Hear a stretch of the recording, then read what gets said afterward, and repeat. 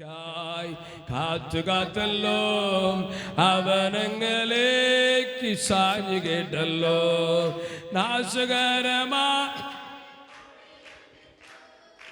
ഉളഞ്ഞ സെറ്റിൽ നിന്നും കയറ്റി നാശകരമായ കൈകൊട്ടി ഉളഞ്ഞ സെറ്റിൽ നിന്നും കയറ്റി ഹല്ലേലൂയ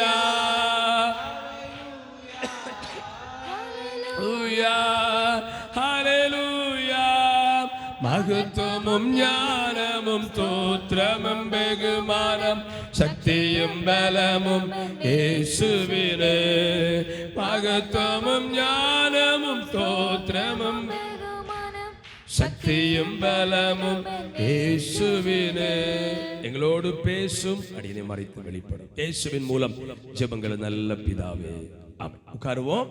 ஒரு அறிவிப்பு கூட, தம்பிமாருக்கான பிரேயர் சில வாரம் நடக்கல, போன வாரம் வச்சிருந்தோம். எல்லா பிள்ளைகளும் நிறைய பிள்ளைகள் வந்திருந்தாங்க. கவனிங்க, வாலிப தம்பிமாருக்கான பிரேயருக்கு 5 மணி முதல் 6 மணி வரைக்கும் பெற்றோர் அம்மாமார் கவனிக்கிறீங்களா? உங்கள் பிள்ளை நீங்கள் அனுப்பி வைக்கணும். ஆமென். ஸோ அதில் பிள்ளைகளை உருவாக்குவாராக ஆண்டவர். எல்லா தம்பிமாரையும் பெற்றோர் கண்டிப்பாக 5 மணி முதல் 6 மணி கூட இன்றைக்கி சாயங்காலம் நடக்கும். ஒவ்வொரு ஞாயிற்றுக்கிழமையும் அந்த ஜெபத்திற்கு வாலிபருடைய பிரேயருக்கு அனுப்பி வைங்க. கர்த்தர் உங்கள் பிள்ளைகளை ஆசீர்வதிப்பாராக. சரி, இன்றைக்கி நாம் தியானிக்க போகிற செய்தியின் தலைப்பு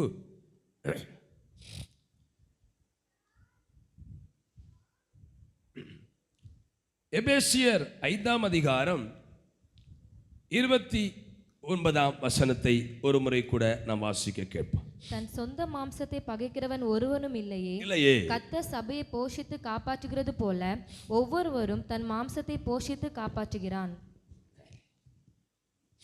சபையை போஷித்து காப்பாற்றும் தேவன் என்கிற ஒரு சத்தியத்தை நாம் இன்னைக்கு தியானிக்க போகிறோம். தேவன் சபையை போஷித்து காப்பாற்றுகிறார்.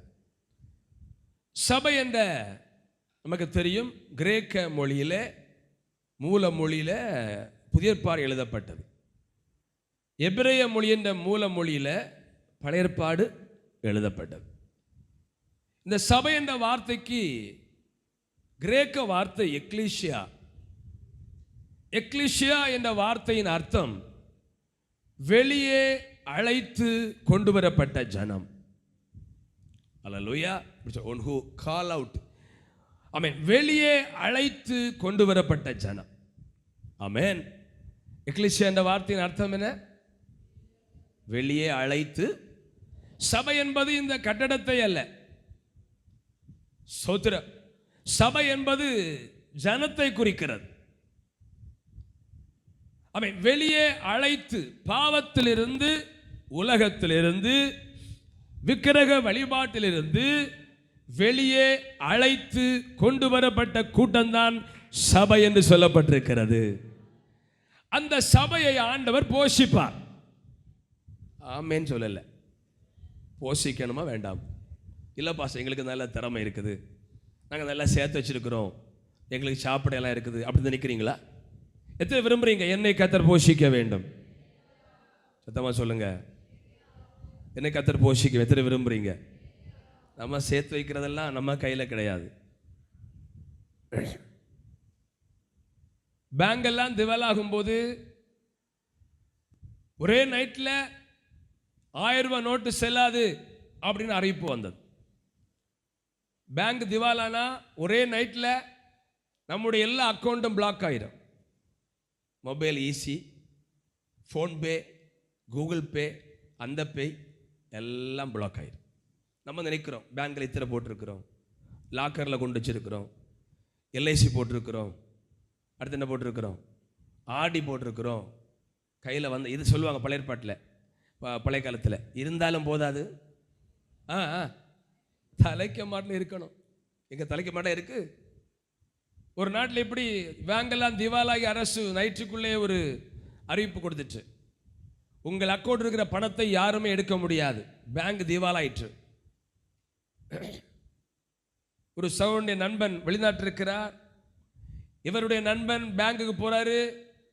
ஏடிஎம் கார்டு ஒர்க் ஆகலை, ஃபோன்பே ஒர்க் ஆகலை, பேங்க்கில் போகிறாரு, பேங்க்காரர் யாருமே ஒன்றுமே பேசலை, எனக்கு காசு வேணும், காசு எடுக்க முடியாது. ஏடிஎம் மிஷினுக்கு முன்னால் கடந்து உருள்றாரு, ஐயோ எனக்கு பணம் போச்சு, 5 லட்சம் கேஷ் வேணுமே, 10,000 ரூபாய் வேணுமே, எடுக்க முடியலையே. அதை யாரோ வீடியோ எடுத்து சமூக வலைதளத்தில் பரப்பிட்டாங்க. இவன் நண்பன் பார்க்கிறான், ஐயோ என்னுடைய நண்பன் பேங்க் முன்னதுக்கு உருளுகிறான், என்ன விஷயம், ஃபோன் பண்றா, என்ன விஷயம், ஐயா எனக்கு பேங்க்ல பணம் எடுக்க முடியாது, பேங்க் திவால் ஆயிட்டா. ஒரு நண்பன் பைசா ஏதோ வழியில் அனுப்பி கொடுக்குறான். இதில் பக்கத்தில் சொல்லுங்க, எதையும் நம்பாதீங்க, சத்தம், எதையும் நம்பாதீங்க, எஸ்பிஐ நம்பாதீங்க, எஸ்பிஐடியும் நம்பாதீங்க, ஒன்றையும் நம்பாதீங்க, கர்த்தரை நம்புங்க. எல்ஐசியும் நம்பாதீங்க, பேல்ஸ் அது போயாச்சு, வண்டியாரி டிஸ்க்கு வண்டியாடி போயாச்சு. அதனால கர்த்தரை மட்டும் நம்புங்க. ஏன் இதை சொன்ன தெரியுமா? சிலர் அப்படி எங்களை போஷிக்கிறோம், எங்களுக்கு டெய்லி சாப்பிட வழி இல்லையா, என்னெல்லாம் சேர்த்து வச்சிருக்கிறோம். எத்தனை விரும்புறீங்க கர்த்தரை என்ன போஷிக்கணும்? பிரதர்ஸ், எத்தனை விரும்புறீங்க கர்த்தரங்களை போஷிக்கணும்? கர்த்தரங்களை போஷிப்பார். தேவன் சபையை போஷித்து காப்பாற்றுவார்.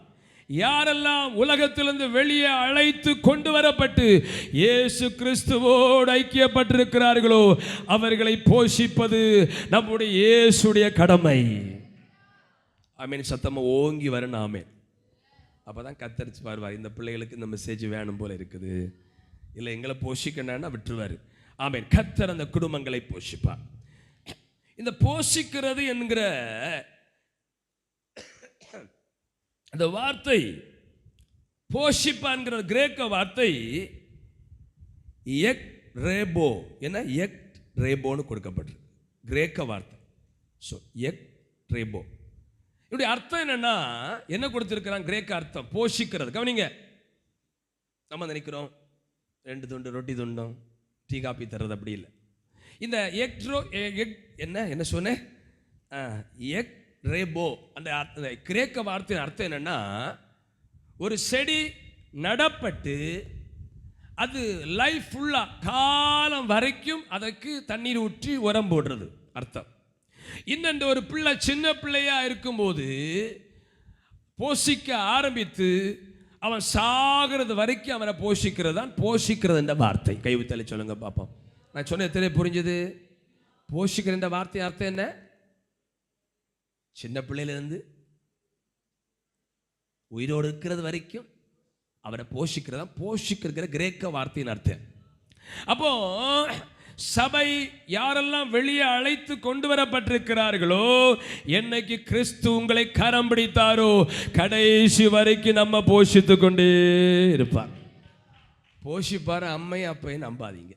நான் வாலிப தம்பி மாதிரி சொல்லுவேன், இப்போ மக்களே எங்க போனேன், சாப்பிட வரலையும் போனேன், +2 முடிச்சு ஒரு 4 வருஷம் படிச்சு முடிச்சு வீட்டிலே சுத்திட்டு இருந்தா, எம்பலை எத்தனை லட்சம் கொடுத்தோன்னு படிச்ச வச்சேன், வேலை பார்த்து போக முடியாதா, சதனோவாவை சாப்பிட பார்க்குறியா அப்படின்னு கொத்தி கொத்தி கொத்தி விரட்டுவான். அதனால அப்பா போஷிப்பார் அம்மா போஷிப்பார் நம்பாது. இயேசுவை நம்பு, அவர் உன்னை போஷிப்பார்.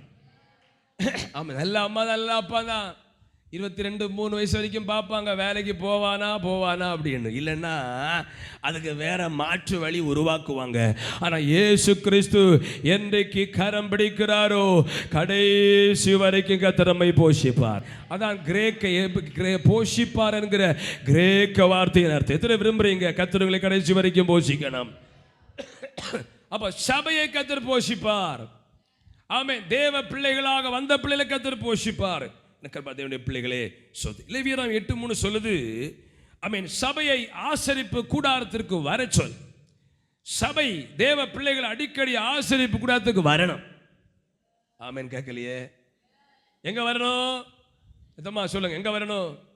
ஆமா, முன்னோர் சொல்லுவாங்க, சோத்ரா, ஐயோ நான் பள்ளி மோடு காணலையே. சோத்ரா, பள்ளி மோடு காணட்டா என்ன தெரியாது, பிள்ளை அந்த பஸ் எங்க போகுது. சோதரா, ஆங்கிலத்தில் எழுத தெரியாது, தமிழ் எழுத தெரியாது, நம்மளை எழுதா ஏமாத்திடலாம், ஏடிஎம் கார்டை கொடுத்தா ஏமாத்திடலாம். அது போல சோதரா கவனிங்க, தேவனுடைய பிள்ளைகளே, அடிக்கடி சபை ஆசரிப்பு கூடத்துக்கு வரணும். இப்போ வந்திருக்கிறோம், எல்லாம் கவனிக்கிறீங்களா? எங்க வந்திருக்கிறோம்? சேர்ல இருக்கலாம், சேர்ந்து வரலே சொல்லுங்க. நல்லா கை அசைத்து வரலே சொல்லுங்க. எல்லாம் சேர்ந்து வரலே. இல்லையா? சபை எங்க வரணும்? அடிக்கடி சத்தமா ஆசரிப்பு கூடாரத்திற்கு சொல்ல. சபையை ஆசரிப்பு கூடத்துக்கு வர சொல். இன்னைக்கு ஓய்வு நாள்ல ஆசரிப்பு கூடத்துக்கு வந்திருக்கிறோம்.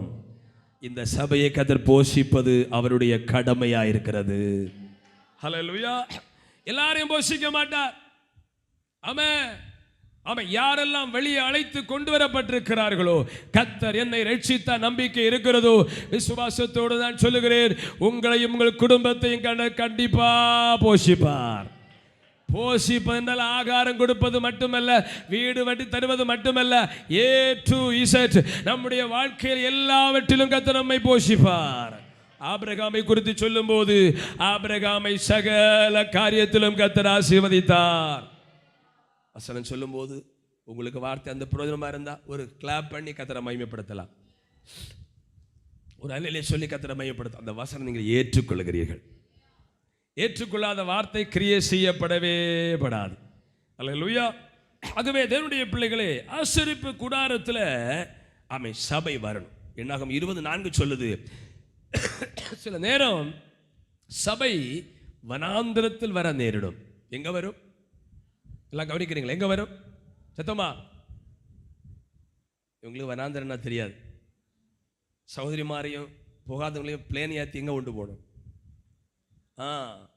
இப்போ கொண்டு விடணும் சவுதி அரேபியாவில். அல்லேலூயா. அவ்வளவு கொடிய வெயில், வனாந்திரம், எங்கு பார்த்தாலும் மரம் செடி கொடி இருக்காது. சபை சில நேரம் வனாந்திரத்தில் வர நேரிடும். ஆனாலும் அந்த சபையை கர்த்தர் கைவிட மாட்டார். சங்கீதம் 74:2 சொல்லுது, நீ பூர்வ காலத்தில் சம்பாதித்த உம்முடைய சபை. தேவ பிள்ளைகளை குறித்து வசனம் சோதரிமா, உலக தோற்றத்துக்கு முன்னே நம்மை தேவன் தெரிந்து கொண்டார். எத்தனை பேர் நம்புறீங்க? நீங்க ஒருவேளை 20 வயதுல ஞானஸ்நானம் எடுத்திருக்கலாம். கர்த்தர் சொல்றாரு, உலக தோற்றத்துக்கு முன்னே கர்த்தர் உங்களை கண்டு கொண்டார். எவர்களை முன் குறித்தாரோ என்று வேதம் சொல்லுகிறது. அந்த விசுவாசம் இருந்தா உங்களை கண்டிப்பா கர்த்தர் போஷிப்பா. ஏதோ இந்த சர்ச்சுக்கு வந்தேன், ஞானஸ்நானம் எடுக்க சொன்னாங்க, ஞானஸ்நானம் எடுத்தேன்னா ஒன்றும் நடக்காது. என்னை கர்த்தர் உலக தோற்றத்துக்கு முன்னே முன்குறித்திருக்கிறார். அப்படிப்பட்ட ஒரு நபர் நான் என்று அறிந்தால் உங்களை கண்டிப்பா போஷிப்பார். ஏன்னா ஆமென், பைபிள் சொல்லுது, நீ பூர்வ காலத்திலே சம்பாதித்த சபை. இன்னும் பைபிள் அப்போஸ்தலர் 20:28 வாசிங்க. அப்போஸ்தலர் 20:28. அப்போஸ்தலர் 20:28. ஆகையால் உங்களை குறித்தும் தேவன் தம்முடைய சுய இரத்தத்தினாலே சம்பாதித்துக் கொண்ட தமது சபையை மேய்ப்பதற்கு பரிசுத்தாவி உங்களை போதும். எப்படி சம்பாதித்த சபை? சத்தமா சில இருக்கல சொல்லுங்க. என்ன ரத்தம் சொல்லுங்க? சுய ரத்தம்னா சொந்த ரத்தம். பிள்ளை சொல்லுங்க, சுய ரத்தம்னா சொல்லுங்க. சொந்த ரத்தத்தினால ரத்தம் வேணுமா? விவேக்கில் இருக்கு, போய் வாங்கிடுங்க. அப்படி சொல்லல ஆண்டவர். அவருடைய சொந்த ரத்தத்தை கொடுத்து நம்மை சம்பாதிச்சிருக்கிறார். அப்போ வெளியே அழைத்து கொண்டு வரப்பட்ட பிள்ளைகளுக்கு என்ன கொடுத்து வாங்கி இருக்கிறார் இந்த சபைய? முன்ன சொல்லுவாங்க, ஐயா மாட்ட ஏதாவது ஓவரா பண செலவு வருத்துனா நான் ரத்தம் சிந்திட்டு இருக்கிற வெளிநாட்டில் யார சொல்லியிருக்கிறாங்க? சவருமார் ரத்தம் சொல்லியிருக்கிறாங்க. ரத்த வேர்வை சிந்துரு, நீ உன் பாட்டில் சாரி எடுக்கிற, உன் பாட்டில் பணத்தை வேஸ்ட் ஆக்குற, அப்படி சொல்லுவாங்க. அப்படின்னா ரத்த சிந்தல அவ்வளவு பிரயாசப்பட்டு இந்த பணத்தை நான் சம்பாதிச்சிருக்கேன். சபையை ஆண்டவர் கவனிங்க, ஏன் உங்களை என்னையும் இயேசுவின் இரத்தத்தால் மீட்கப்பட்ட பிள்ளைகளை யாரும் ஒன்றும் செய்ய முடியலன்னா நமக்கு இரத்த கிரயம் கொடுக்கப்பட்டிருக்கிறது. ஹல்லேலூயா. ஆகவே சுய இரத்தத்தினால் சம்பாதித்த சபை, அந்த சபையை கர்த்தர் போஷித்துக் கொண்டே இருப்பார். சரி, எப்படி எல்லாம் கர்த்தர் போஷிப்பார்? இத்தனை அறிய விரும்புறீங்க? இத்தனை பிள்ளைகள் அறிய விரும்புறீங்க? எப்படி எல்லாம் கர்த்தர் போஷிப்பார்? வாசிப்போமா? உபாகமம் 8:3 சொல்லுகிறது. வாசிக்க கேட்போம். உபாகம் 8:3. அவர் உன்னை சிறுமைப்படுத்தி உன்னை பசியினால் வருத்தி மனுஷன் அப்பத்தினால் மாத்திரமல்ல கர்த்தருடைய வாயிலிருந்து புறப்படுகிற ஒவ்வொரு வார்த்தையினாலும் பிழைப்பான் என்பதை உனக்கு உணர்த்தும்படிக்கு நீயும் உன் பிதாக்களும் அறியாதிருந்த மன்னாவினால் உன்னை போஷிப்பார். ஆமே, பகல சொல்லுங்க, நீங்க அறியாத விதத்துல போஷிப்பார். சந்தோஷமா சொல்லலாம், நீங்க அறியாத விதத்திலே போஷிப்பார். சேல இருக்கிறவங்க மாறி மாறி திரும்பி பார்க்கல, கழுத்துப்படியா உங்களுக்கு பாருங்க. நீங்கள் அறியாத விதத்துல பிரதர்ஸ், நீங்கள் அறியாத விதத்தில் சொல்லுங்கள், அறியாத விதத்தில். ஏன் அடி இந்த எக்ஸசைஸ் இதனால நீங்கள் இப்படியே இருந்தீங்கன்னா என்ன கொண்டு உட்கார வச்சா நானும் புரியுதா? பக்கத்தில் கொஞ்சம் பார்த்து அப்படி சொன்னீங்கன்னா கொஞ்சம் ரீஃப்ரெஷ் ஆகும். கவனிக்கிறீங்களா? ரீஃப்ரெஷ் ஆகாதான். அதனால் ஆண்டவருக்கு மகிமையும். பக்கத்தில் சொல்லுங்கள், நீங்கள் அறியாத விதத்தில். நீங்கள் அறியாத விதத்தில் பிரதர்ஸ்ன்னு சொல்ல, நீங்கள் அறியாத விதத்தில் போஷிப்பான். எத்தனை நம்புறீங்க? தேவன் போஷிப்பான். நீயும் உன் பிதாக்களும் அறியாத மன்னாவினால் உன்னை போஷிப்பார். யாரெல்லாம் சபையாக சுய ரத்தத்தினால மீட்டு கொள்ளப்பட்ட பிள்ளைகளா இருக்கிறார்களோ அவர்கள் அறியாத விதத்திலே கர்த்தர் போஷிப்பார். தேவன் கொடுத்த மன்னா பிதாக்களுக்கு தெரியாது, இவர்களுக்கு தெரியாது. இவர்கள் அறியாத மன்னாவினால் கர்த்தர் போஷிப்பார்.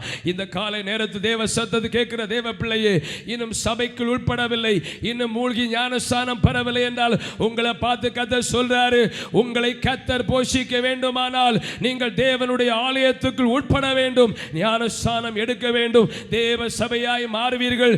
உங்களை உங்கள் குடும்பத்தையும் நீங்கள் அறியாத விதத்திலே கர்த்தர் போஷிப்பார். விசுவாசிக்கிற மட்டும் நல்லா கரங்களை கொட்டி கர்த்தரை துதிப்போமா? எத்தனை நம்பிக்கை? நீங்கள் அறியாதத்திலே உங்களை போஷிப்பார். உங்கள் பிள்ளைகளை நீங்கள் அறியாதத்திலே போஷிப்பார். உங்கள் குடும்பத்திலே நீங்கள் அறியாதத்திலே போஷிப்பார். விசுவாசித்தவளே பாக்கியவதி. கர்த்தரால் சொல்லப்பட்ட வசனம் அவர்களுக்கு நிறைவேறுவதாக. நீங்கள் அறியாத விதத்திலே போஷிப்பார். எத்தனை சாட்சியா இருக்கிறீங்க? என்னை நான் அறியாத விதத்திலே கர்த்தர் போஷித்திருக்கிறார். அப்போ சபையை அவர்கள் அறியாத விதத்திலே போஷிப்பார். உலக மனுஷனுக்கு தெரியாது. பைபிள் சொல்லுகிற எரேமியா 33:3, நீ அறியாததும் உனக்கு எட்டாததுமான பெரிய காரியங்களை செய்வேன். இங்க இருக்கிற பார்த்து கேட்கிறேன், சில காரியம் உங்களுக்கு எட்டாத காரியம் உங்களை கர்த்தர் அழகாய் நடத்தி கொண்டிருக்கிறார். நீங்கள் அறியாத காரியம் உங்களுக்கு கிடைக்கலன்னா ஆமேன்னு சொன்னா உங்களை அந்த நன்மைகளை கர்த்தர் தருவார். வசனம் விசுவாசம் எதனால வரும் சொல்ல? கேள்வி. அதுக்கு தான் செய்தி. நீங்க சோர்ந்து தளர்ந்திருக்கும் போது ஒரு வசனத்தை உங்களுக்கு தரான ஏற்றுக்கொள்ள வேண்டும். என்னை ஆண்டவன் அறியாத விதத்திலே போஷிப்பார். நீங்க ஒரு விதத்தை ஒரு வழியை தேடிக்கொண்டிருக்கலாம், ஐயோ இங்கிருந்து நன்மை வரும். கர்த்தர் சொல்றார், நீ அறியாத விதத்தில் உங்களை நான் போஷிப்பேன். தேவனுடைய பிள்ளைகளே, எஸ்ஐயா 42:16 சொல்லுது, குருடரை அவன் அறியாத வழியில் நடத்துகிற கர்த்தர். பாருங்க, குருடனை கூட அவன் அறியாத விதத்திலே கர்த்தர் போஷிக்கிறார். ஆகவே எனக்கு அன்பான தேவனுடைய பிள்ளைகளே, யாரெல்லாம் சபையாக மாறி இருக்கிறார்களோ, மூழ்கியின் பிதா குமாரன் பரிசுத்தாவி நாமத்தினாலே ஞானஸ்நானம். பிள்ளைலாம் கவனிக்கிறீங்களா? தம்பிமாரெல்லாம் கவனிங்க. யாரெல்லாம் பிதா குமாரன் பரிசுத்த செய்திகளை கொடுக்கும்போது கவனிக்கணும், பேசக்கூடாது. சரியா? எவ்வளோ சிரமப்பட்டு கொண்டு வந்திருக்கிறோம் செய்திகளை. யாரும் பேசக்கூடாது. வசனத்தை கேட்டு காது ரெண்டு இருக்குல்ல, 45 நிமிஷம் தான் செய்தி. என்னுடைய அனுபவத்தை சொல்கிறேன். நான் எல்லாம் பிரசங்கம் அதிகமாக கேட்க விரும்புகிற ஒரு ஆள். ஒவ்வொரு வார்த்தை வரும்போது என் உள்ள அப்படியே அனந்தியால் பொங்கும். ஐயோ ஆண்டவர் நடத்தியிருக்கு. அதை நீங்களும் ஃபாலோ பண்ணணும். பேசக்கூடாது தம்பிமா. அந்த வார்த்தையை உங்களுக்கு வரும்போது என்ன அறியாத நடத்துவாராமே அப்படின்னு ஒரு ஆமென் சொன்னால் உங்கள் வலை கண்டு நடத்துவார். நீங்கள் ஒரு வழியை பார்த்துட்டே இருக்கிறீங்க, அங்கிருந்து நன்மை வரும். ஆமே, நான் சேர்த்து நன்மை பிறக்குமோன்னு சொன்னது போல, ஆமே சொல்லு இப்படி சொல்லுவோம், இலவு காத்த கிளியே போல. ஆமே, ஒரு இலவில் போயிருந்து கிளி காத்துட்டே இருந்தா பழம் பழுக்கும், பழம் பழுக்கும், பழம் பழுக்கும். என்னைக்கு இலவம் பழம் பழுக்கும்? பழுக்குமா கழுக்குமா பழுக்க உணர், அப்படி தானே?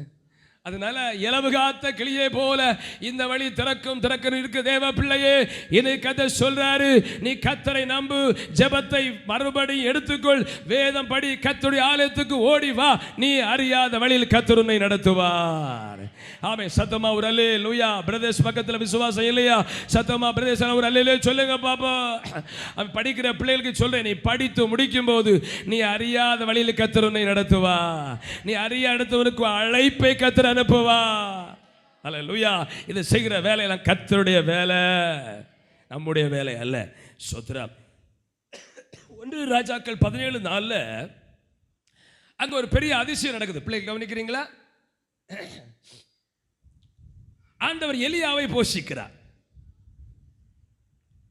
கேரித் ஆற்றுக்கு போக சொன்னார். ஆனா எப்படி சாப்பாடு தருவேன்னு சொல்லல, ஒரு வார்த்தை சொன்னார். சோதரா அவன்கிட்ட சொல்ல, கேரித் ஆற்றுக்கு போ, உன்னை போஷிக்க காகலை கட்டளையிடுவேன். காகம் வந்து கவனிக்கிறீங்களா? ஏன் பாஸ்டர் இது காகம் எல்லாம் சொல்லியிருக்கு? உங்க வீட்டுக்கு 3 புரோட்டாயும் சிங்கிள் ஆம்லெட் வச்ச பார்சலை காக்கா கொத்தி கொண்டு வந்தா எத்தனை வச்சு சாப்பிடுவேன்? 3 புரோட்டா சிங்கிள் ஆம்லெட் வச்ச பார்சலை காக்கா கொத்தி கொண்டு வருது, வீட்டுக்கு முன்னே போடுது. புரோட்டா தின்னு ஆசை, எத்தனை வச்சு சாப்பிடுவேன்? எத்தனை பேர் சாப்பிடுவேன் பிரதர்? சாப்பிட மாட்டேன். ஐயோ, அது எலியை கொத்தி சாப்பிட்டு இருக்கும், எங்கெல்லாம் போயிருந்தோ தெரியாது அப்படின்னு ஒதுக்கும். இதை கொஞ்சம் ஆராய்ச்சி பண்ணி பார்த்தேன். காகம் வந்து, காகத்துக்கு புத்தி இப்படி பார்க்கும், பார்த்துட்டே இருக்கு. காகத்தை பார்த்துருக்கீங்களா? பார்த்துருக்கீங்களா? இந்த காகம் வந்து ஒரு நாளும் தனக்கு கையில் கிடைச்ச ஆகாரத்தை அது குஞ்சு பறிச்சிருந்தா மட்டும் குஞ்சுல கொண்டு கொடுக்குமே தவிர கையில் கிடைச்ச ஆகாரத்தை யாருக்கும் கொடுக்காதான். இந்த கள்ள காக்கா ஸ்கூல்ல படிச்சிருக்கிறோமோ ஒரு கதை. ஒரு காக்கா வடையை கொத்தி கொண்டு வந்தான், பாட்டி சுட்ட வடைய. மரத்தில் 2 அலகுல வச்சிருக்கு காக்கா. கதை இப்ப சொல்ற. அப்படி காக்கா அலகுல மரக்கிளையில ஒரு வடைய வச்சிருக்கு. அந்த வழியா வந்து ஒரு நரி தானே வடதுன்னு ஆசை. யாருக்கு? நரிக்கு வடதுன்னு ஆசை. ஆனா மரம் ஏற முடியாத நரிக்கு. அதனால நரி ஒரு தந்திரமா யோசனை பண்ணிச்சுதான், காக்கா காக்கா ஒரு பாட்டு பாடுவியா அப்படின்னு. அது அழகில் இருக்கிற வடைய காலை இறுக்கி வச்சு கா கான்னு பாடிச்சுதான். அப்படியே மாற்றின தன் கையில் கிடைத்த ஆகாரத்தை யாருக்கும் கொடுக்காத காகத்தை கொண்டு காலையிலே அப்பமும் இறைச்சியும், பைபிள் சொல்லி சாயங்காலத்திலே அப்பமும் இறைச்சியும். உலகம் புல்லு கிடைக்காம தவிச்சு கொண்டிருக்கும் போது தேவ பிள்ளை ஏலியாவுக்காண்ட இறைச்சியும் அப்பமும். விசுவாசம் இருந்து கை கொட்டுங்க பார்ப்போம். இதை நான் ஊழியத்தில் சந்தோஷமா சொல்றேன். 30 வருஷ ஊழியத்தில் இதை நான் பல முறை அனுபவிச்சிருக்கிறேன். கையை உயர்த்தி உரலை சொல்லுங்க பார்ப்போம். இது நான் தைரியமா சொல்ல முடியும். விசுவாசிகளும் பல முறை அனுபவிச்சிருக்கிறீர்கள். அவங்க மட்டும் சத்த முறையில சொல்லுங்க. பாருங்க, இந்த எலியாவுக்கு தெரியாது, ஹோட்டல்லாம் அடைப்பு, வீட்டில் மா இல்லை, எண்ணெய் இல்லை, பஞ்சம். ஆனால் டெய்லி சாயங்காலத்தில் காலையில் அப்பமும் இறைச்சியும் வருகிறது. விஞ்ஞானிகள் என்ன சொல்றாங்கன்னா, வேத அறிஞர்கள், அந்த காலத்தில் ராஜாக்கள் வீட்டில் வரைக்கும் வருமாதான், ஆனால் அங்கே தான் கொஞ்சம் நல்ல சாப்பாடு. சொத்துரம் அங்கிருந்து தான் அப்பமும் இறைச்சியும் இந்த ராஜாவுக்கு, எலியாவுக்கு காக்கா கொண்டு வந்தது. எப்படின்னு கொண்டு வந்து தெரியல, ஆனால் இறைச்சியும் அப்பமும் கொண்டு வந்தது. கையை உயர்த்துறலையா. கேரித் ஆற்றங்கரையில் நீரூற்று வற்றி போனாலும், ஓ கேரித் ஆற்றங்கரையில்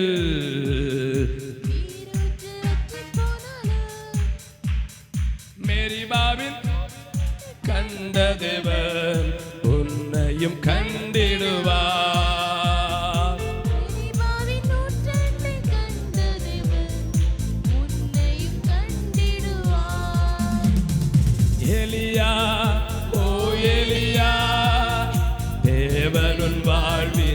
ஒளியா சொல்வோமா எலியா, ஓ எலியா, தேவனின் வாழ்வினில் ஒளியா.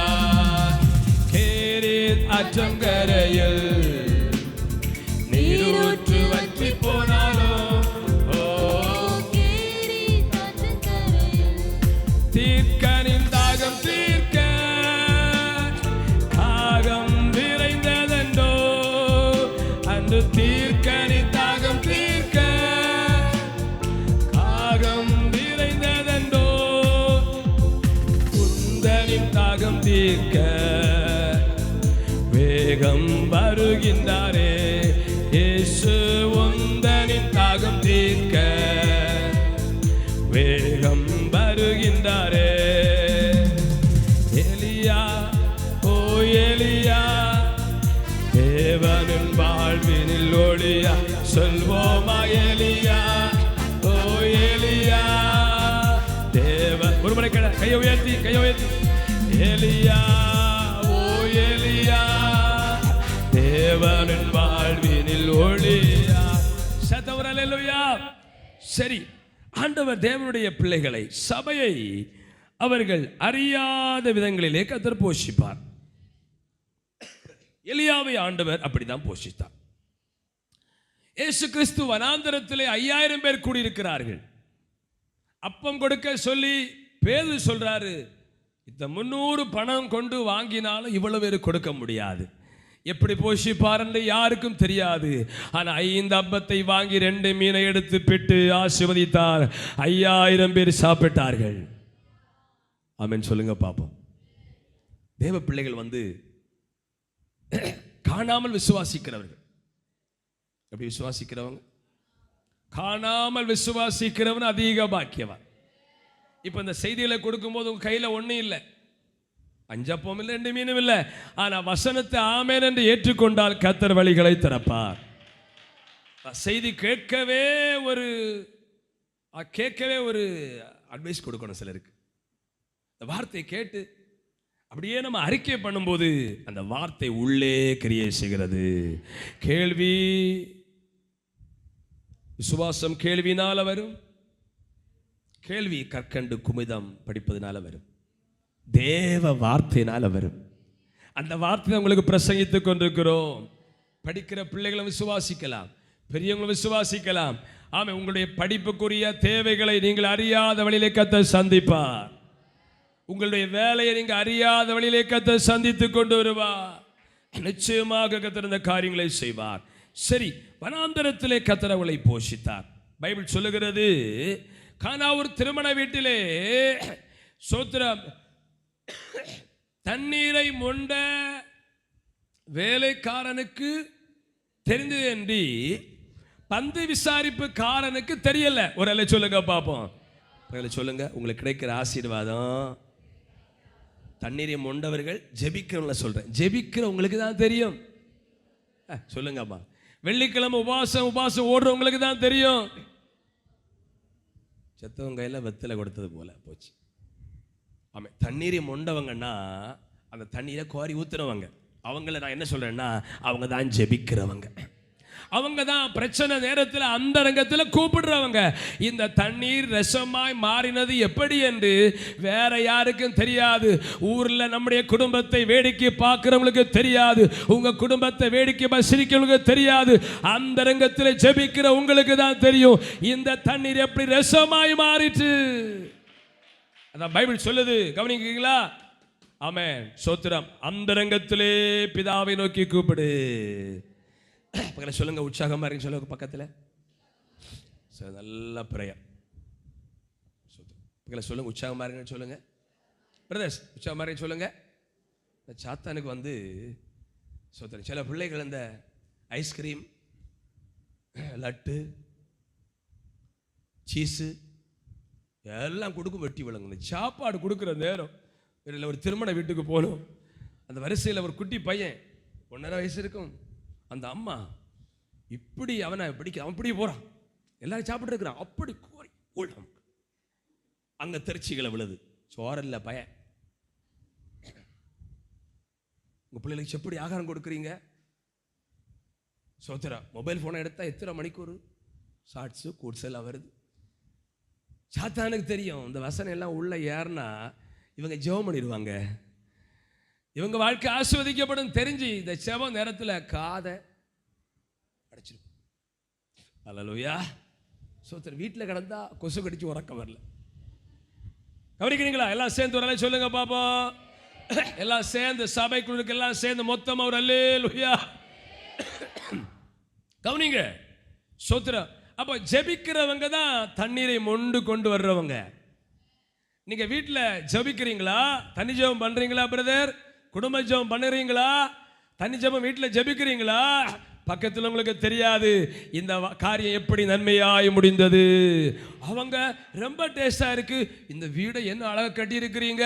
இந்த சர்ச்சி வர்ற பாஸ்டர்லாம் சொல்லுவாங்க, ஒரு கேட்டார் எத்தனை லட்சம் லோன்னு கேட்டார், ஒரு கேட்டார் சொத்துரம் நிறைய கடன் வாங்கணும்னு கேட்டார். பாஸ்டர் நல்லா கட்டியிருக்கிறீங்களே. அவங்களுக்கு தெரியாது சபையாக மேலே போய் ஜெபம் பண்ணது, சபையெல்லாம் சுகத்தில் கைது ஜெபம் பண்ணது, தலைகை ஜபிச்சது, உபாசம் பண்ணி ஜபிச்சது தெரியாது. வந்து பார்ப்பாங்க, பாஸ்டர் தயவு பாஸ்டர் அழகா சூப்பராக அதை அரசு பெர்மிஷன் வாங்கி ஒரு சர்ச்சை கட்டிட்டாரு. இதுக்கு பின்னால் உள்ள காரியம் எல்லாம் தண்ணீரை மொண்டவங்களுக்கு தான் தெரியும், விசுவாச பிள்ளைகளுக்கு தான் தெரியும், ஜெபித்த நமக்கு தான் தெரியும்.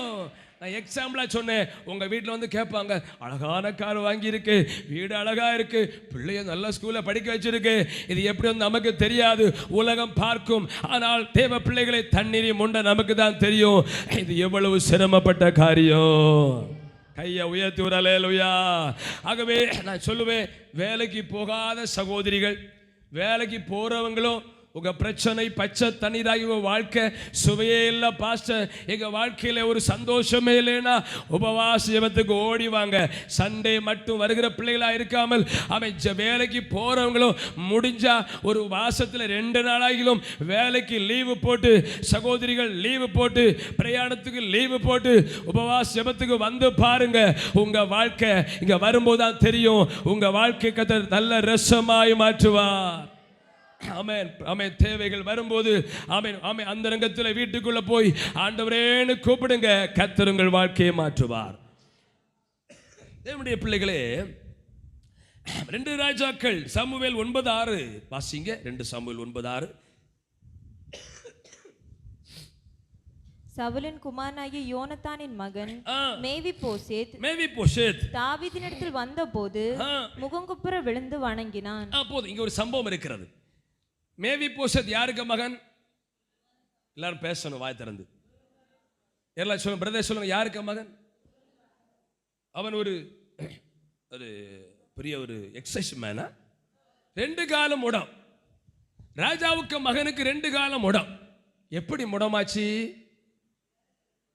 ஒரு பிரச்சனை நேரத்தில் தாதி வேலைக்காரி இவனை காப்பாற்ற தூக்கிட்டு ஓடுனான். சொல்லுங்க, நம்ம கீழே விழுந்து முடமாகாம உங்கள்கிட்ட போய் சொன்னானே, நம்ம நினைக்கிறத நம்ம ஐ ஆம் ஸ்டடி. ஒருத்தன் குடிச்சிட்டு சொன்னா ஐ ஆம் ஸ்டடி. அது போல சில நினைக்கிறாங்க நம்ம எல்லாம் ஸ்டடி, ப்ரெஷர் இல்லை, சுகர் இல்லை. நான் சொல்லுவேன், மேவிபோசேத் சின்ன பிள்ளையா இருக்கும்போது, அப்போ நான் கர்த்தரை துதிக்கிறேன். நான் சின்ன பிள்ளையா இருக்கும்போது பொதுவாக எங்கள் பிள்ளைகளையும் பேத்தியை கூட நான் யார்ட்டையும் கொடுக்க விரும்ப மாட்டேன். ஏன்னா நிறைய இடத்துல சின்ன பிள்ளைகள் கையிலேருந்து விழுந்து நிறைய பேருக்கு ஃபால்ட் வந்திருக்கு, பிள்ளைகள் முடமாகி இருக்கிறாங்க. அதை நாங்கள் அறிஞ்சு சோத்துறோம். எங்கள் பிள்ளைகள் 2 பேரையும் வளர்ந்துருக்கிறாங்க, நான் யார்ட்டையும் கொடுவேன். பேத்தியை கூட நான் சொல்லுவேன், ஆமாம் கழுத்துன்னு உரைக்கலை, இப்போ உரைச்சிட்டு நல்லா உந்துவா, அப்படி சொல்லி குடும்பக்களையும் சொல்லுவேன், விழுந்துட விடாதே தெரியல சொல்லுங்க பார்ப்போம். அப்ப நான் கீழே விழுந்து கால் மேவிபோசேத்தை உடையாம என்னை காத்த தன்னுடைய கிருபை. அவன் ராஜகுமாரன், அவனை எங்கேயும் கொண்டு சரி பண்ண முடியல. அப்ப நம்ம சரி பண்ண முடியுமா? சவுல் நினைத்தா மேவிபோசேத்தை அமெரிக்காவில் இருக்கிற பெரிய மருத்துவமனை கொண்டு போய் ஸ்பெஷல் டாக்டரை காட்டி முடமே சரியாக்க முடிஞ்சிருக்கும், ஆனால் முடியவில்லை. அப்போ உங்களை என்ன பிள்ளையெல்லாம் கதற துதிக்கிறீங்களா? இப்போ உங்களுக்கு நல்ல பலமா இருக்கிறீங்க. சின்ன பிள்ளையா இருக்கும்போது ஓடி விளையாடி கல் சாப்பிட்டு சாணாங்கி சாப்பிட்டு, நம்மளாம் சாணாங்கி சாப்பிட்டு இருக்கிறோம். எத்தனை சாணம் சாப்பிட்டு இருக்கிறீங்க? இப்போ சொல்லுவீங்க ஐயா ஸ்டடி. சாணம் சாப்பிட்டு சொத்திரம் மூக்குக்குள்ள புளிமத்தை நூற்றி சின்ன பிள்ளைகள் வேலை செய்யல, மண்ணை அலைஞ்சி பாம்புக வாழை பிடிச்சி பூரான கையில் பிடிச்சி அம்மா அதெல்லாம் பாம்பு கடிச்சாம பூரா நம்மளை கடிக்காம காத்த தேவனுடைய கிருபை. ஏன்னா மேவிபோசேத் ராஜாவுடைய குமாரன், அவன் விழுந்து முடமான போது ராஜாவால கூட முடத்தை மாற்ற முடியல. இப்போ இவன் பயன்பட்டு இருக்கிற, ஏன்னா அன்றைக்குள்ள ராஜ பரம்பரைன்னா அடுத்தவன் ராஜா வந்துட்டா அடுத்து ராஜ தலைமுறையில் யாராவது தலை தூக்கிட்டா அவங்க எல்லாம் வெட்டி கொன்றுவாங்க. இவங்க தான் சாராக பெரிய ஆளாக மாற வேண்டும் என்று மேவிபோசேத் பயந்து கொண்டிருக்கிறான் ராஜா. ஏன்னா சவுலுக்கும் தாவீதுக்கும் பிரச்சனை. சவுலுக்கு மகன் தான் மேவிபோசேத், 2 காலம் முடம. அவன் சொல்றான், சோத்திர ராஜா இவனை அழைத்து கொண்டு வந்து, செத்த நாயை போல இருக்கிற என்னை நீர் எப்படி நினைவு கூறுகிறீர்? தாவி சொல்றான், அவங்க அப்பா போல கிடையாது, நான் உன்னை டெய்லி போஷிப்பேன், நான் உன்னை தினமும் போஷிப்பேன். அவன் சொல்றான், செத்த நாயை போல இருக்கிற என்னை போஷிக்க நான் ஏமாத்திரம். பகல சொல்லுங்க, உங்களை கர்த்தர் போஷிப்பார். போஷிக்கும் போது நான் தகுதி இல்லை என்று கர்த்தரை துதிக்கணும். ஆமென். நல்ல வண்டி, நல்ல காரு, நல்ல வாகனத்தை ஓட்டி போகும்போது பெருமை பாரு, அவன் பார்க்கறானா என்ன வண்டி ஓட்டுறது, இவன் பார்க்கறானா, அப்படி இல்லை, இதற்கு நான் தகுதி இல்லை. சத்தமா சொல்லுங்க அல்லேலூயா.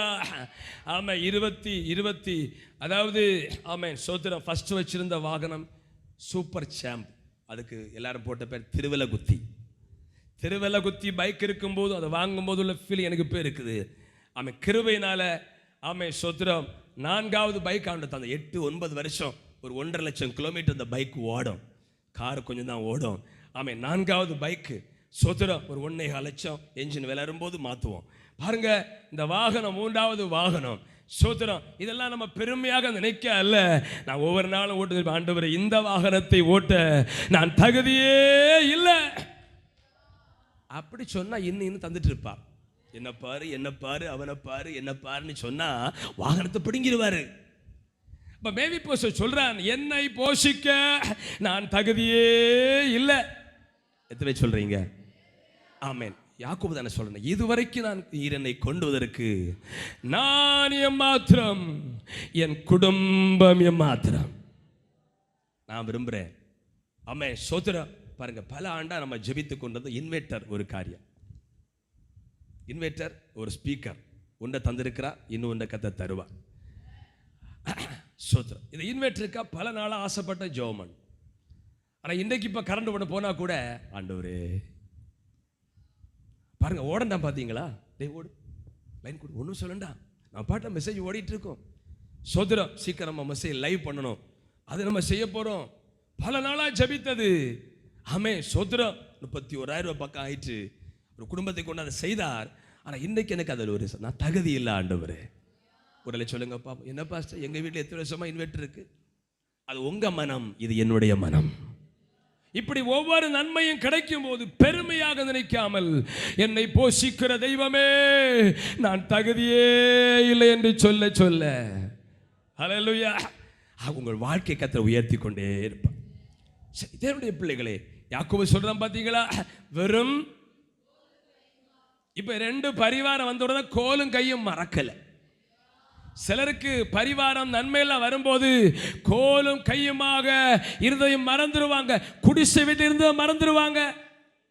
கைவித்தல சொல்லுங்க பார்ப்போம்.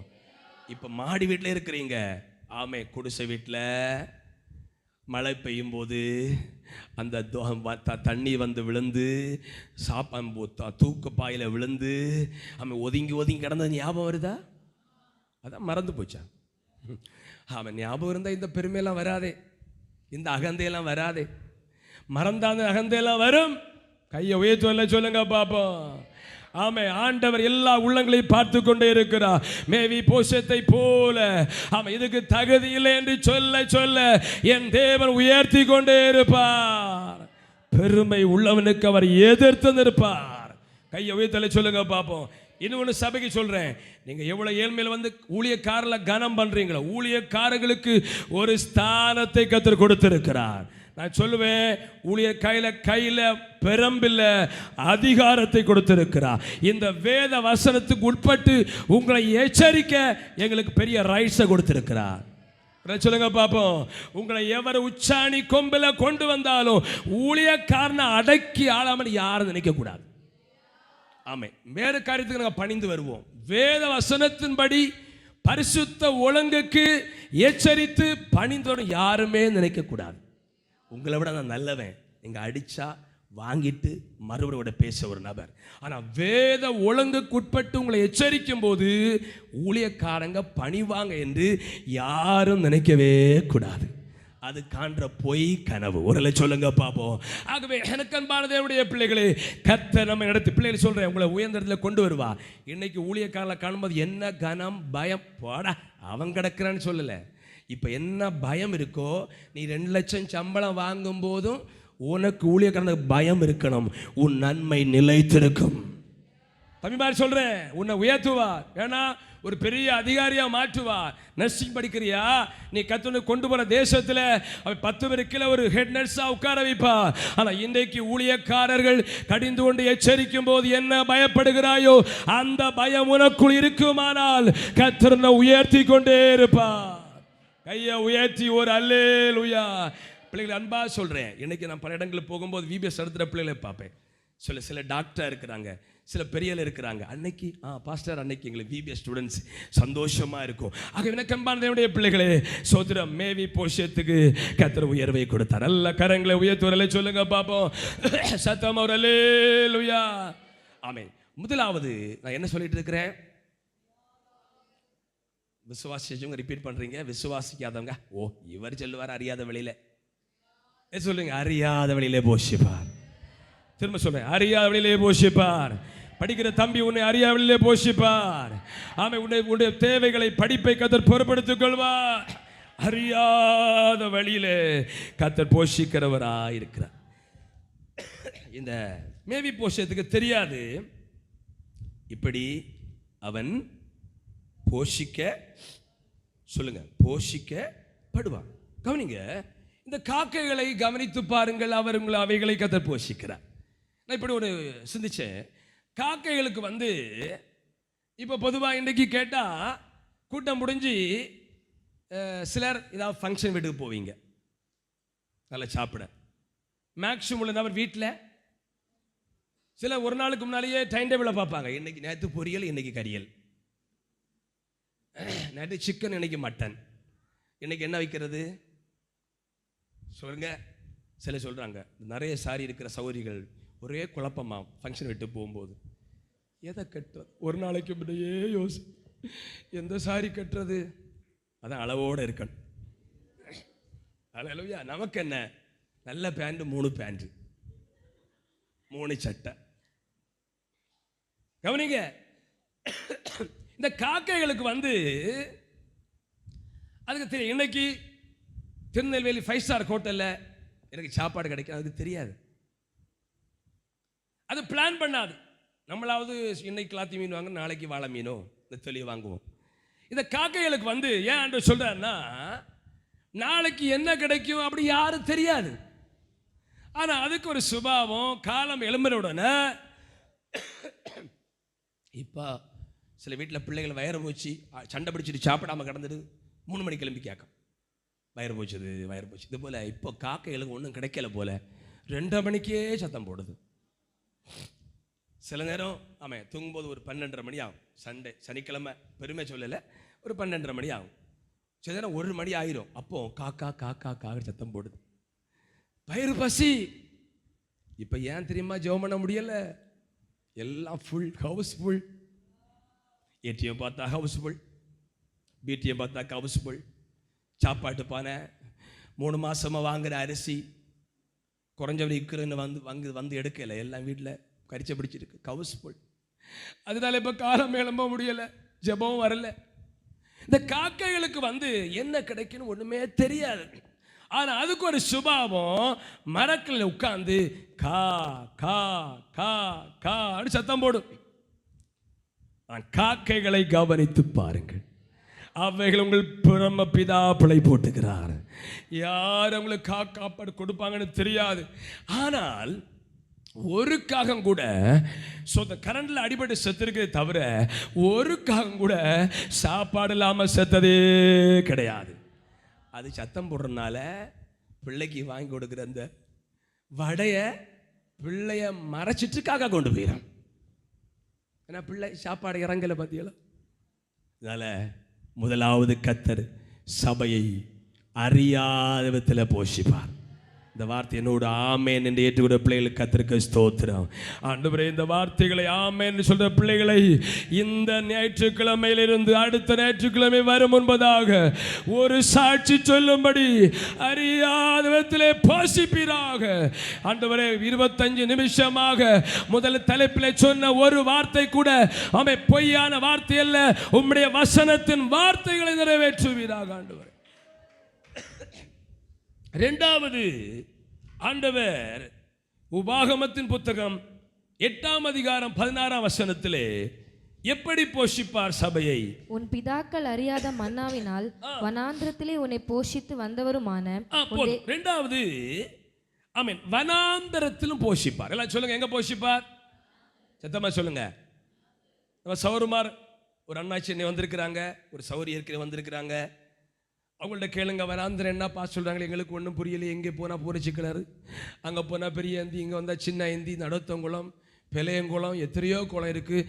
அவங்கள்ட்ட கேளுங்க வனாந்திரம் என்னான்னு கேட்டு பாருங்கள். அதுவும் கிராமத்தில் வேலைக்கு போகிற கேட்டு பாருங்க, அவங்க சொல்லுவாங்க வனாந்திரன்னா ஆமாம், நூற்றுக்கணக்கான கிலோமீட்டர், மரமோ வீடுகளோ இருக்காது, மணலாக இருக்கும். இந்த வெயில்ல ஆமாம், சில நேரம் சவுதி அரேபியாவில் எல்லாம் பறக்கிற புறா கூட சுருண்டு விழுமாம், வெயில் தாங்க முடியாம அப்படியே சுருண்டுக்கல விழுமா. அவ்வளவு வெப்பம் நிறைந்த வனாந்திரம். இரண்டாவது, முதலாவது அறியாத விதத்தில் போஷிப்பார் சபையை. இரண்டாவது, வனாந்திரத்தில் போஷிப்பார். இரண்டாவது, சபையை ஆண்டவர் வனாந்திரமா இருந்தாலும் போஷிப்பார். இஸ்ரவேல் மக்களை போஷித்ததை பாருங்க, அவங்க வந்ததெல்லாம் வனாந்திர வழி. ஆனா சோத்திரம், அங்க கூட வழி விடல, அங்க கூட அவங்களுக்கு வழி விடல, வழி விட மாட்டோம் தடுத்தாங்க. ஆனால் தம் ஜனத்தை கர்த்தர் போஷிக்க உண்மையுள்ளவராய் இருந்தார்.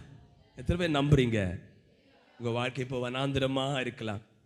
ஆனா வனாந்திரத்தில் பைபிள் சொல்லுகிறது, யாத்திராகம் 16:2 சொல்லுது, வனாந்திரம், இந்த வனாந்திரத்தில் சபையை கொண்டு வந்து விட்டீரே என்று சிலர் முறுமுறுத்தார்கள். என்னுடைய வாழ்வில் எவ்வளவோ தேவை எங்கள் குடும்பத்தில் வந்திருக்கிறது, எவ்வளவோ பிரச்சனை, வியாதி, கஷ்டம் எல்லாம் வந்திருக்கிறது. ஒரு நாள் கூட என் மனசாட்சியின்படி இப்படி எனக்கு செய்து போட்டீரே என்று ஒரு நாள் கூட நினைத்ததே கிடையாது. அப்படி இங்கே இருக்கிற உள்ளங்களுக்காய் கர்த்தரை ஸ்தோத்தரிக்கிறேன். ஏதாவது எதிராக பிரச்சனைகள், கஷ்டம் வந்தால் நம்ம ஜெப குறைவு, கொஞ்சம் கூட ஜெபத்தை அதிகரிப்போம், வேதத்தை அதிகமாக படிப்போம், தேவ சபத்து ஓடுவோம், அந்த எண்ணமே தவிர இப்படி ஆண்ட இவருக்கு ஊழியம் செய், இந்த 18 வயசுலேயே பைபிள் காலேஜ் படித்த போய் 18 வயசுலேயே இந்த ஊழியத்துக்கு போய் அந்த எண்ணம் இப்படி செய்தான்னு ஒரு நாள் நினைத்தது கிடையாது. சத்தமாக சொல்லுங்க அல்லேலூயா. உங்களுக்கு ஒரு சீக்கிரம் சொல்லித்தரேன், என்ன நடந்தாலும் சரி கர்த்தர் மேல் மட்டும் பழியே போடாதீங்க. ஆண்டவருக்கு அவரை குற்றப்படுத்துவது, அவரை குற்றப்படுத்தி உயிரோடு வாழ்ந்தவன் யாருன்னு பைபிள் இருக்குது. ஆண்டவருக்கு இந்த ஏவாளுக்கு மேலேயும் ஆதாமுக்கு மேலேயும் பயங்கர கோபம், அடி கொடுத்து வெளியே விட்ட கோபம். ஆமென். நீர் தந்த ஸ்திரியா, நான் கேட்கல பெண்ணு கட்டி வையன்னு சில சொல்லுவாங்களா, மனைவிமாருக்கு டார்ச்சர் தாங்க முடியாம நீ இல்லை கட்டி வச்ச, நீ இல்லை கட்டி வச்ச, நானா கட்டினேன், நீ இல்லை பார்த்து வச்ச, இவரும் நீரெல்லவா எனக்கு கல்யாணம் பண்ணி வச்சிரு, விழா எலும்ப உருவி நானும் செடியாக இருந்திருப்பேன். இப்போ இடுப்பில் குடத்து தண்ணி எடுக்கவும் முடியல, எலும்ப உருவி இப்படி சொல்லுவோம் பார்த்தீங்களா. இது போல இந்த ஆதாமும் நீர் தந்த ஆண்டவரை, என்னுடைய அன்பு பிளவுட் ஒய்ஃப் அப்படி சொல்லாம நீர் தந்த சுயம்பா தந்திருக்கு அப்படின்னு அவரை ஆண்டவருக்கு சர்ன்னு கொண்டு கோபம் வந்துட்டு, நான் தந்த பாவம் பார்த்து ஒத்தை இருந்து கஷ்டப்படுறேன்னு கல்யாணம் பண்ணி வச்சா என்னையா குற்றப்படுத்துற? 2 பேரும் சேர்ந்து ஆதா மட்டும் குற்றப்படுத்தாம இருந்தா இவளை கழுத்தை குத்தி வெளியே தள்ளிட்டு ஆதா மட்டும் உள்ள வச்சு ஏதாவது ஆண்டவர் வேற வழி அடுத்த விழாலம் எடுப்பாரு. ஒண்ணுதானே எடுத்திருக்கு. இப்ப தேவனை குறிச்சு எதையும் செய்ய முடியுமா? முடியாதா? முடியும். இங்க உருவிட்டாரா? வேணாம், சொத்துறோம். புதிய விழாலம் உருவாக்க முடியுமா? முடியும். இவன் பார்த்தா அதனால 2 பேரும் சேர்ந்து நீ கூட்டுக்கலன்னா கழியுமா? சரி சோத்திரம். ஆமா, ஏவாள் தான் பறிச்சா, ஓகே, நீ தந்த ஸ்திரியான்னு சொல்லிட்டியே அப்படின்னு வெளியே போங்க அப்படின்னு 2 பேரும் ஆண்டவர் துரத்தி விட்டார். கைகளை உயர்த்துவல சொல்லுங்க பாப்போம். கையை உயர்த்தி சாத்தாம அவர் அல்லேலூயா. சரி, நான் என்ன சொல்றேன்னா, 2வது சபையை எப்படி போஷிப்பானா, வனாந்திரம்னா என்ன? தண்ணீர் இல்ல, தேவையான வருமானம் இல்லை. நான் இடையில வெள்ளிக்கிழமை சொன்னேன், ஒரு நாள் பைக் ஓட்டிட்டு போகும்போது சிந்திச்சேன். ஊழியத்தில் எத்தனையோ ஊழியக்காரர்கள். போன வாரத்துக்கு ஒரு ஊழியக்காரர் வந்தார். அவர் சொன்னார், நான் கொல்லங்குள்ள ஊழியம் செய்கிறேன், என் சபையை பூட்டி விட்டார்கள், வழக்கு நடந்துட்டு இருக்கு. ஆமாம். அவர் சொன்னார், இப்போ உள்ள பெட்ரோல் விலையை பார்த்தீங்க பாஸ்டர், அப்போ என் கையில் காசு இல்லை. நான் சொன்னேன், இப்போ காணிக்க தர ஒன்றும் இல்லை, அப்படிலாம் என்னை வைக்காம பாதுகாக்கிறாரு. சோத்ரா, நான் சர்ச்சுக்கு என்ன சொன்னேன்னா, ஆமே, இந்த உலகத்தில் அன்றாருள்ள தேவைகளை சந்தித்து கோடிக்கணக்கான மக்கள் வாழுகிறார்கள். பிள்ளைகளுக்கு 22 வயசாச்சு, 18 வயசாச்சு, 5 லட்சம் ரூபாய் கொடுக்க நிறைய கையில் பணம் இல்லை. ஆனால் இங்கே இருக்கிற அநேகருக்கு ஆண்டவர் பிள்ளை 10ஆம் கிளாஸ் படித்தாலும் எப்படியும் சொத்தெல்லாம் சேர்க்கும் போது ஒரு 25 லட்சம் கொடுக்க இருக்கிறவங்க இருக்கிறீங்க. இருக்கா? இருக்கு இல்லையா? இருக்கிறா இல்லையா? அம்மா எனக்கு வேண்டாம் இருக்கிறா இல்லையா? அவ்வளோ குறைவா வச்சிருக்கிறார். நம்ம சபையின் பிள்ளைகளை கனமாக தான் வச்சிருக்கிறார். அப்போ நம்ம என்ன நினைக்கணும் தெரியுமா? எல்லாரும் இப்படி 50 லட்சம் 100 பவுன் வச்சுட்டு கல்யாணம் வரணும் இருக்கல. அநேகர் இன்றைக்கு திகைத்து கொண்டிருக்கிறார்கள். ஆமே. ஆனா என்ன சொல்றேன்னா, பிள்ளைக்கு 18 வயசாச்சு, திருமணம் பண்ணி கொடுக்கணும், ஒரு என்ன சொல்றது சேமிப்பே இல்லாம கத்தாவே என்று பெருமிச்சு நிறைய மக்கள் இங்க இருக்கிறாங்க. ஆமே சோத்ரா, அவர்கள் கத்தரை துதிக்கும் போது எல்லா நன்மைகளையும் தந்த தேவன் தந்த கிடைக்கப்பட்ட நீங்க ஏன் ஆண்டவரை முறிமுறுக்கிறீங்க? பிள்ளைகளுக்கு நன்மை இல்லைன்னு சொல்லி அழுது கொண்டிருக்கிறார்கள். எனக்கு அன்பார்ந்தவருடைய பிள்ளைகளே, 2வது என்ன சொல்றேன்னா, கவனிங்க, இது ஒரு பெரிய வனாந்திரம். வனாந்திரத்திலும் சபையை போஷிப்பார். தேவனுடைய சபைக்காக கர்த்தரை ஸ்தோத்திரம் பண்ணுகிறேன். மனம் திரும்பி ஞானஸ்நானம் எடுத்து உலகத்தில் பிரித்து வெளியே கொண்டு வரப்பட்டவங்க தான் தேவனுடைய சர்ச்சை, எக்லீசியா. வெளியே கொண்டு வரப்பட்டவர்கள் உங்களை உங்கள் குடும்பத்தை கண்டிப்பா போஷிப்பார். நம்புற மட்டும் கையை உயர்த்தி ஒரு அல்லேலூயா. எத்தனை நம்புறீங்க? இத்தனை வாழ்க்கையில் வனாந்திரம் எனக்கு தெரியல. பிள்ளைகள் மூலம் வனாந்திரம், மருமக்கள் மூலம் வனாந்திரம், பேர பிள்ளைகள் மூலம் வனாந்திரம், தேவையான வருமானம் இல்லை. இன்றைக்கு நாள் நேற்று சில வீடு ஜெபிக்க போனோம். வேலை உண்டா பிரதருக்கு? வேலை உண்டு, சம்பளமோ கிடையாது. எகிப்தில் தான் நடந்தது. மாதந்தோறும் உள்ள பணத்தை அனுப்பி கொடுத்தா பவுடா, அந்த பவுடா, இந்த பவுடா, ஏ பவுடா, பி பவுடா, சி பவுடா, எல்லா பவுடாவிலும். அது ஒரு நல்ல காரியம் தான், நான் தப்புன்னு சொல்லலை, அப்படி தானே? சோத்திரம். பேங்க்ல 25,000க்கு லோனு போனாலும் கொண்டு வா பவுனு கேட்குறான். நம்ம பவுடாவில் 2-3 லட்சம் வரைக்கும் கடன் கொடுக்குறாங்களே. வெளியே சொல்லாதீங்க, வருமான வரித்துறை வந்துடும் உங்கள் பவுடாவை தேடி. ஆமே சோத்திரம். கவனிங்க, மாதந்தோறும் உள்ள பணம் 10ஆம் தேதி 4ஆம் தேதி வந்து அந்த போட இந்த போட இல்லை. சோத்திரம். நான் பவுடாக்காரில் சம்மதிக்கிறேன், பேங்க் மேனேஜர் வேலை உங்களுக்கு கொடுக்கணும். ஃபோன் பண்ணி எச்சரித்து கரெக்டா. ஆமீன். வரா கடன் நிறைய இருக்குது எஸ்பிஐ பேங்க்ல. இவங்களுக்கு ஒரு வேலை கொடுத்தா வரா கடன்லாம் வர உடனே வந்துடும். சரி சொல்லுவாங்க, ஓ நாளைக்கு பவுடா. சோத்திரம். அந்த அக்கா விட மாட்டாங்க. ஒரு அல்ல சொல்லுங்க பார்ப்போம். நான் என்ன சொல்றேன்னா, எவ்வளவு வறுமை வனாந்திரம் இருக்கிறது. நான் என்ன சொல்றேன்னா, 2வது சபையை வனாந்திரத்தில் நடத்தினால் உங்களை கர்த்தர் போஷிப்பா. நம்புற மட்டும் இல்லை சொல்லுங்க பாப்போம். அப்பா வனாந்திரத்தை என்ன செய்யக்கூடாது சொல்லுங்க? வனாந்திரம் என்ன செய்யக்கூடாது? எல்லாம் நமக்கு இல்லாமல் இருக்கும் ஒரு முறுப்பு வருமா? என்ன ஜெபம் பாஸ்டர் நல்லா தான் பிரசவம் பண்றாங்க, நான் ஓடி சர்ச்சை போறேன், முறுமுறுக்கு வரும். ஆனா கர்த்தர் ஆண்டவரே ஏதாவது தப்பு இருந்தா மன்னிச்சிடுங்கப்பா, என்னோட தேவைகளை சந்திங்கப்பா, இந்த வனாந்திரத்தை வேலை வழியாய் மாற்றுங்கப்பா. சரி, 2வது எப்படி போஷிப்பார் சொல்லுங்க? ஆமென். வனாந்தரத்தில் பைபிள் வாசிக்கிறோம், பேர்சபா வனாந்தரம் முழுவதும் இந்த ஆகார் அலைந்து திரிந்தாள். அடுத்து பாரான் வனாந்தரத்தில், அதுக்கு முன்னொரு வனாந்தரத்தில் குடியிருந்து வில்வித்தையில் வல்லவனானான். பாரான் வனாந்தரத்தில் வைத்து அவனுக்கு அம்மா ஒரு நல்ல கல்யாணம் பண்ணி வச்சாங்க. எந்த வனாந்தரத்தில் அலைஞ்சாங்களோ அந்த வனாந்தரத்தில் வில்வித்தையில் வல்லவனானான் இந்த யாரு? இஸ்மவேல். அடுத்து பார்த்தீங்கன்னா அதே பாரான் வனாந்தரத்தில் நல்ல ஒரு கல்யாணம். கையை உயர்த்தி ஒரு அல்லேலூயா, சத்தமா ஒரு அல்லேலூயா. என்னுடைய பிள்ளைகளே கவனிங்க. அப்ப வனாந்தரம் இருந்தாலும் என்ன ஆயிட்டார் ஆண்டவர்? அவனை வில்வித்தையில பிள்ளைகளை நிறைய பெற்றோர் கவனிங்க. நான் தம்பிமாருக்கு சொல்லுவேன், உங்களை பெற்றோர் படிக்க வைப்பதனால இவனை படிக்க வச்சு இவ்வளவு கடன்காரன் ஆயிட்டுன்னு சொல்லவே கூடாது.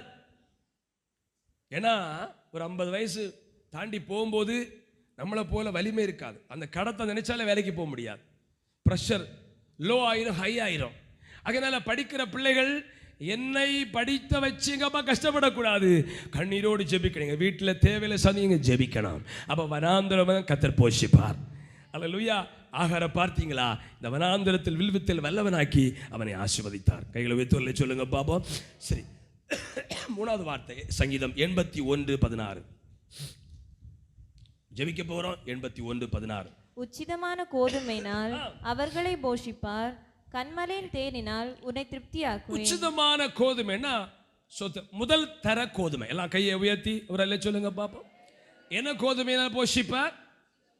சோத்திரம். களங்கம் இல்லாத உச்சிதமான கோதுமையில போஷிப்பார். ஒரு வார்த்தையில் முடிக்கிறேன், கவனிக்கிறீங்களா? இந்த கோதுமை என்பது தேவனுடைய வசனத்தை கொடுக்கிறது. வசனத்தை வைத்து நம்மை போஷிப்பார். வசனத்தை அனுப்பி அவர்களை விடுவிக்கிறார். 3வதாக தேவ சபையை பணம் தந்து போஷிப்பது மட்டுமல்ல, வசனத்தை தந்து போஷித்து கொண்டே இருப்பார். எத்தனை பேர் ஏற்றுக்கொள்ளுகிறீங்க? இந்த வசனத்தை வாசிச்சு இதை கை கொண்டு படிச்சா உங்க குடும்பத்தை உங்களை போஷித்து கொண்டே இருப்பார். கண்டிப்பா பைபிளை படிங்க. ரிப்பீட் பண்ணுங்க பாப்போம். முதலாவது சத்தமா பிரதர்ஸ். 2வது வனாந்தரம் போஷிப்பார். 3வது உச்சிதமான கோதுமை என்கிற வேத சொன்னார். மனுஷன் அப்பத்தினாலே மாத்திரமல்ல, ஒவ்வொரு வார்த்தை. அப்படி எழும்புவோமா? நாம் எழுப்பி இருக்க போகிறோம், ஜெபிக்க போகிறோம். ஹல்லேலூயா.